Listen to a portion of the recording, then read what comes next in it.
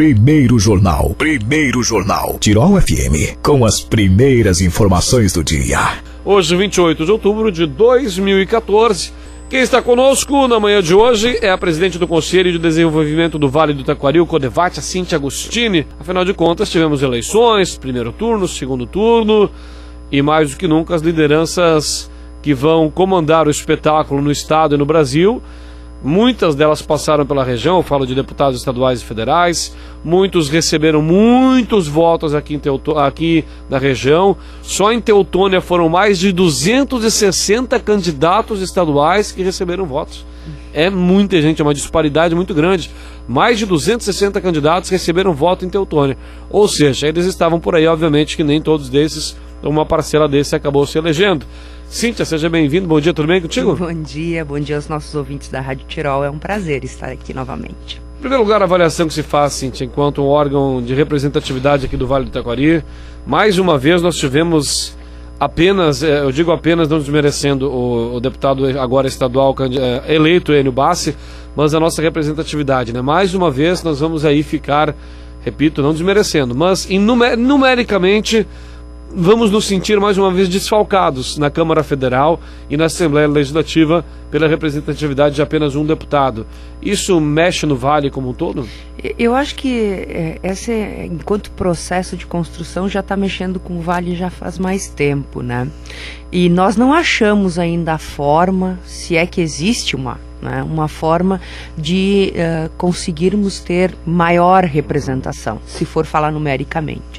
Acho que então agora deputado federal e que está a partir de 2015 enquanto deputado estadual aqui na nossa Assembleia, o Enio Bassi, vai fazer um papel relevante para a região, vai nos representar enquanto Vale, não tenho dúvida disso. Mas novamente, né, só que você falava em Teutônia, mais de 260 fizeram voto, na região foram 380.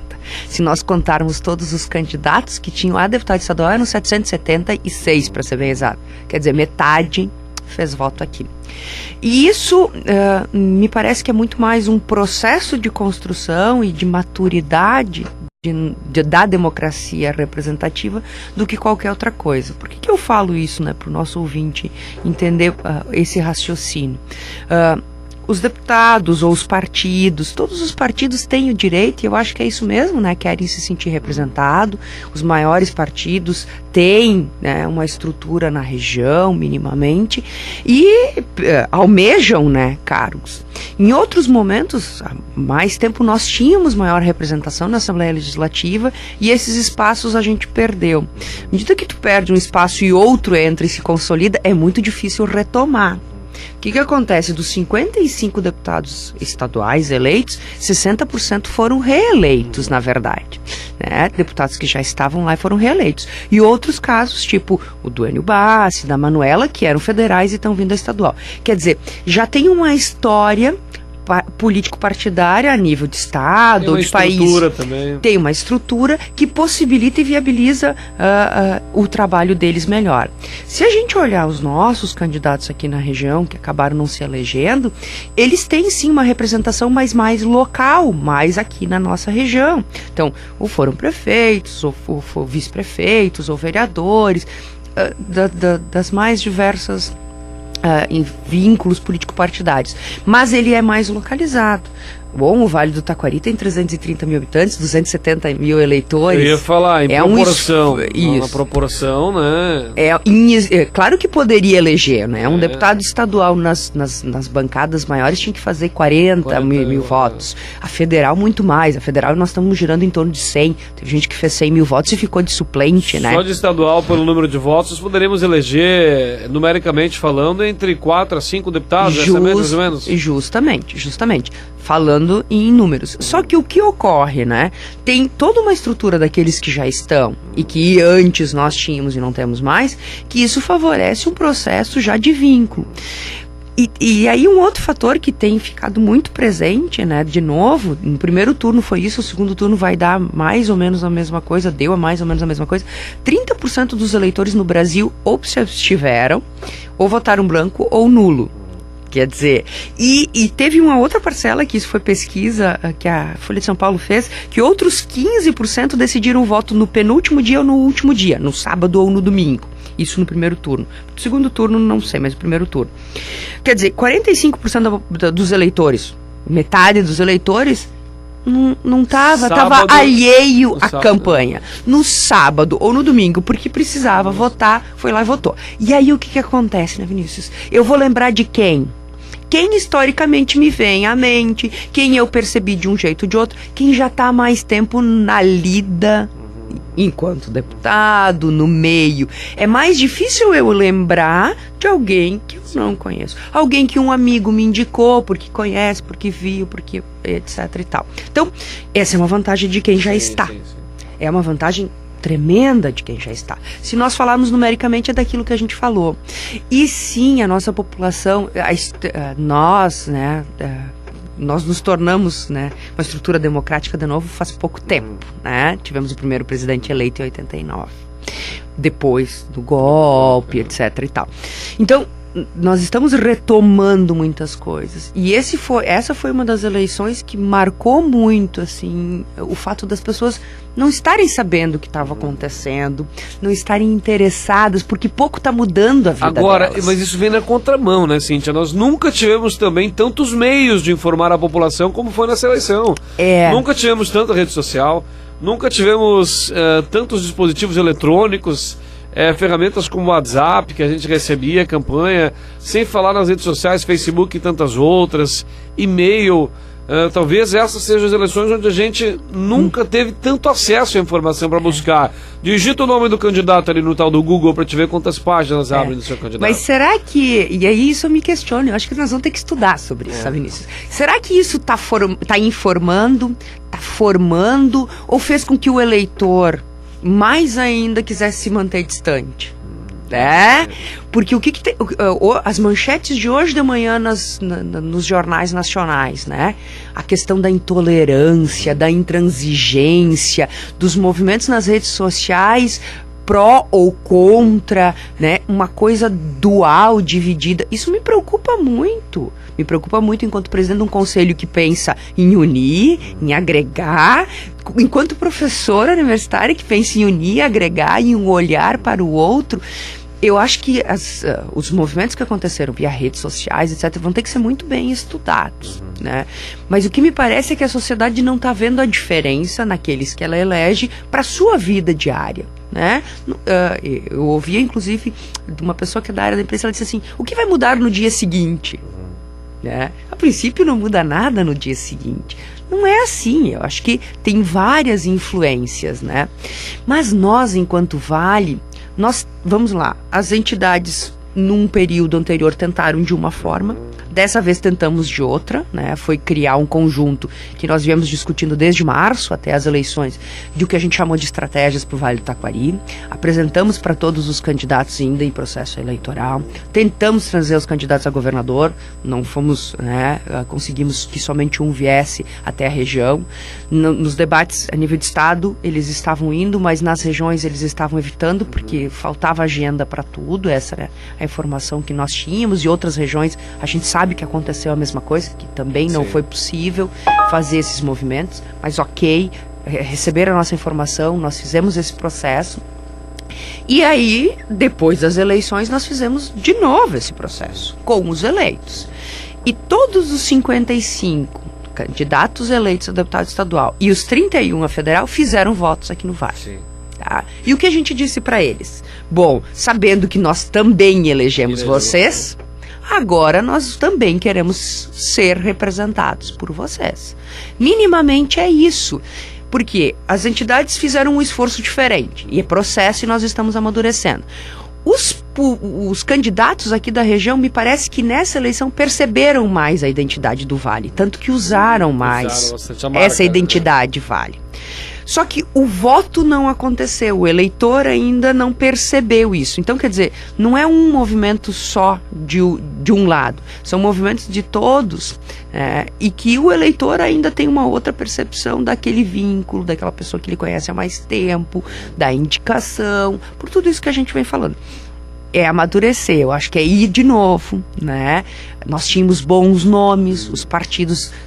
relativamente se articularam. Eram 11 candidatos aqui na região. Isso, né? 11 com domicílio aqui na região. Com domicílio na região. Então, realmente, em nenhum determinado momento achávamos que poderíamos eleger, mas acho que na última semana eu conversei com uma liderança da região e ele disse: Vinícius, é bem possível que só vai eleger novamente o Enio Bassi. Foi o que aconteceu.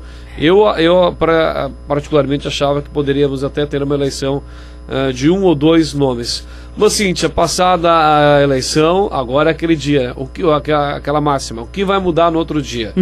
E a gente sabe que, embora nós tenhamos aí essa porcentagem toda de voto branco, e eu particularmente em outra oportunidade até me manifestava aqui como voto branco, continuar sendo um voto de protesto, muitos que não querem se envolver, e eu também acho que essas pessoas têm que ser respeitadas e têm que ser analisadas, saber por que elas não votaram, mas de qualquer forma, todos os eleitos fizeram votos no Vale do Taquari. Essa carta de intenções já foi mandada, me parece que essa é a denominação, se eu estiver errado me corrija, mas esse pós-eleitoral, vamos ter uma mudança de governo do Estado. Isso. Mudança partidária, mudança de filosofia, mudança de trabalho. Como nós estamos preparados a nível de Vale do Taquari para receber, temos aí EGR, temos uma série de assuntos que eram políticas desse governo atual que vai durar aí mais 2 meses. Ainda antes do primeiro turno, nós fizemos um esforço aqui no CODEVAT de fazer uma análise das propostas de governo de todos os 7, então, candidatos a governador.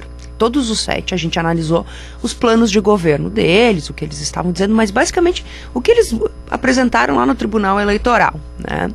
E ali nós conseguimos identificar já algumas coisas. E depois, né, à medida que a campanha foi avançando, nas entrevistas, a gente começou a ter maior discernimento. Falando então dos 4 que eram mais competitivos, né, que estavam ali pontuando mais, tem, acho, bons indicativos, assim, em se falando daquilo que nós, enquanto CODEVAT, enquanto conselhos regionais, os COREDs, propomos, que é pensar as particularidades, as diferenças das nossas regiões. Para você ter uma ideia, todos os 4, então, que estavam melhor pontuando, falavam e nominavam os COREDs como parceiros para pensar o desenvolvimento regional do Estado. E isso é muito importante para nós, enquanto Conselhos de Desenvolvimento, enquanto CODEVAT aqui no Vale do Taquari e todos os outros 27 no Estado. Por quê? Porque foi uma das poucas entidades que foi nominalmente citada nos planos de governo. Então nós já somos reconhecidos como uma instância de representação da sociedade político-institucional que pode mediar e ajudar a articular o desenvolvimento regional junto com o governo do Estado. Isso é um ponto positivo. Todos os 4 e os outros 3 também, menos pontuados, falavam de um ou outro aspecto de regionalização, mas com um olhar muito maior, não só a partir do setor, mas a partir do setor e da região. Por exemplo, Vinícius, vamos pensar saúde? Sim, tem que pensar saúde. Saúde é um setor que tem que pensar no Estado. Mas vamos pensar saúde a partir das regiões. Eles diziam isso nas propostas de governo, né? E isso ficou muito claro vamos articular, vamos pensar a questão da participação. Então, todos esses fatos foram importantes para a gente fazer uma análise de que, bom, quem está entrando aí minimamente tem um olhar a partir não só dos setores, mas das regiões. Isso é importante e para nós é alentador. Qual fosse o eleito, estaria minimamente esse olhar pensado, ou já pelo menos dito na sua proposta de governo. Bom, em se falando de quem foi eleito, o candidato José Sartori, é uma mudança de governo, né? Eu acho que o Rio Grande do Sul também tem que ser estudado, né? Cada 4 anos troca roupa. Cada 4 anos resolve trocar. Acho que, né, tem que ser pensado. Eu tenho uma percepção e dizia esses dias, né?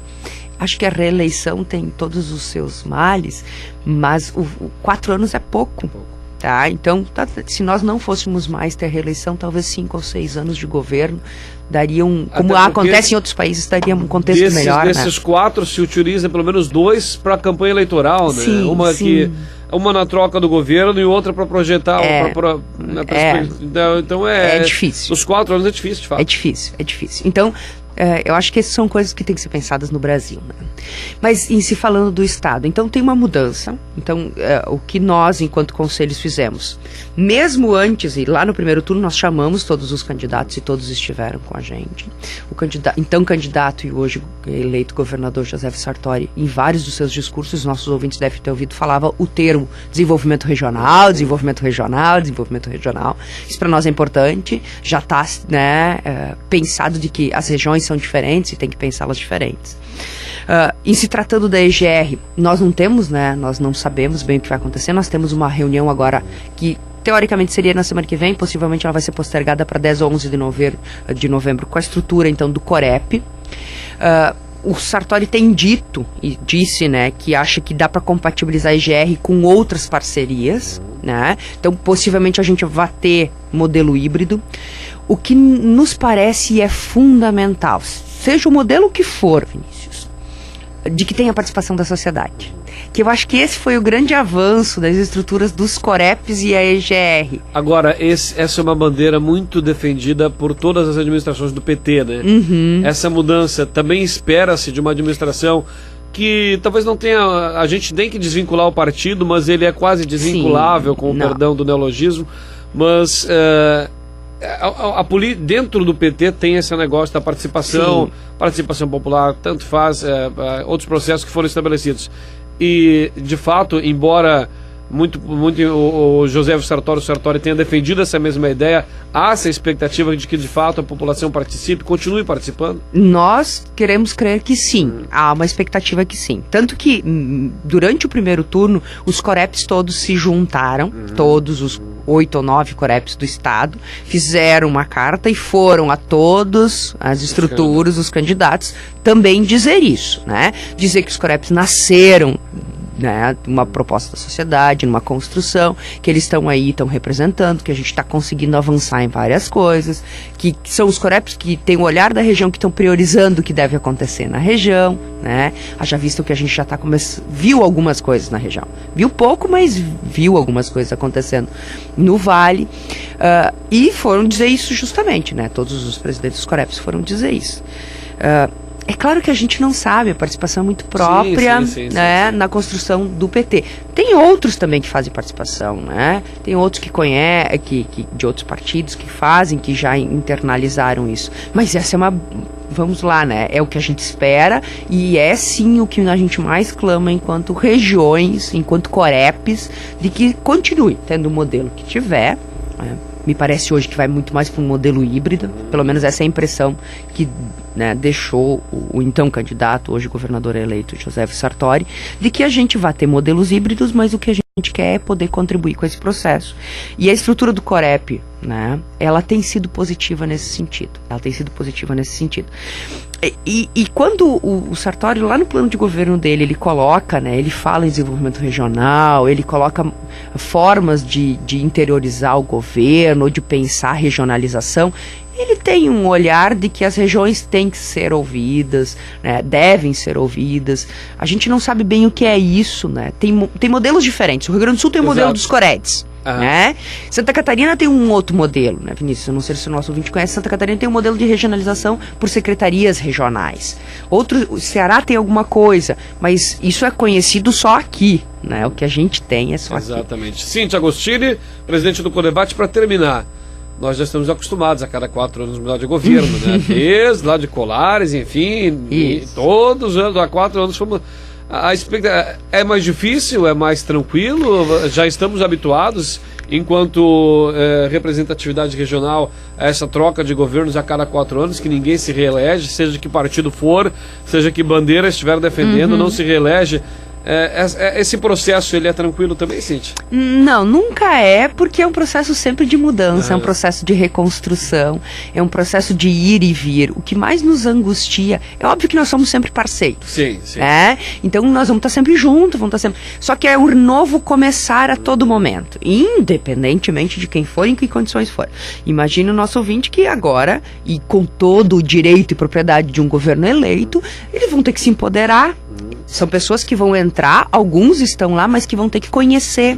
Então, o conhecer leva um tempo. Processos, a gente fica com eles durante um tempo ali adormecidos. Por quê? Porque é próprio das mudanças. E que são necessárias, devem acontecer, mas talvez o tempo deveria ser outro. Isso é coisa para se pensar, né, ali na frente de uma possível reforma política. Mas sempre é ruptura, recomeço. Nós temos que estar adaptados à ruptura, recomeço, adaptação. esse é o papel. E nesse papel nós somos sempre parceiros e é isso que a gente vai fazer de novo.